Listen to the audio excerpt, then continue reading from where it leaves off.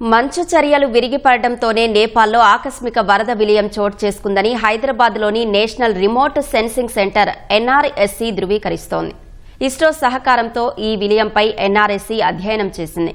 ఈ ప్రాంతంపై నుంచి భారత ఉపగ్రహం వెళ్లిన సమయంలో తీసిన ఛాయాచిత్రాల ఆధారంగా విలయం ఎలా సంభవించిందనేది అంచనా వేసింది.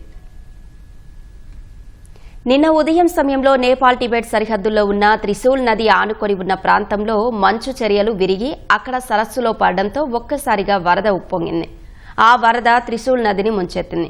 అక్కడి నుంచి వేగంగా బురద రాళ్లు దిగువకు ప్రవహిస్తూ నేపాల్ ప్రాంతాన్ని ముంచెత్తడం ప్రారంభించాయి. ప్రధానంగా రసువా, ధాండింగ్ జిల్లాలపై ఈ బురద ప్రళయం చూపినట్లు ఛాయాచిత్రాలు వెల్లడిస్తున్నాయి. నది పర్వతాల మధ్యలో లోతైన లోయలు ఉండటం కారణంగా ఈ బురద ప్రవాహం అతి వేగంగా సంభవించినట్లు ఉపగ్రహ చిత్రాల ద్వారా తెలుస్తోంది. దీనికి తోడు అంతకుముందే కురిసిన కొద్దిపాటి వర్షాలతో ఈ కొండల నడుమ కొన్ని చోట్ల నీటి ప్రవాహాలు ఆగి ఉండటం, ఎప్పుడైతే ఈ వరద ఎగువ నుంచి ఒక్కసారిగా దూసుకురావడంతో అవన్నీ కలిసి దిగువ ప్రాంతాలపై ఎగిసిపడ్డాయని ఉపగ్రహ చిత్రాలు ధృవీకరిస్తున్నాయి. త్రిశూల్ నది దాటిన తర్వాత రసువా జిల్లా నుంచి ప్రవహించే బోటే కోసి నదికి వరద ఉప్పొంగింది.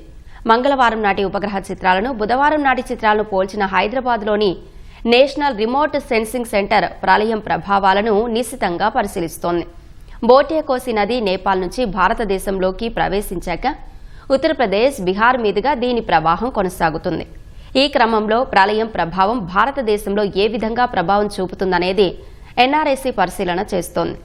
భారత ప్రకృతి విపత్తుల నిర్వహణ విభాగంతో సమన్వయం చేసుకుంటూ యంత్రాంగాన్ని అప్రమత్తం చేస్తోంది.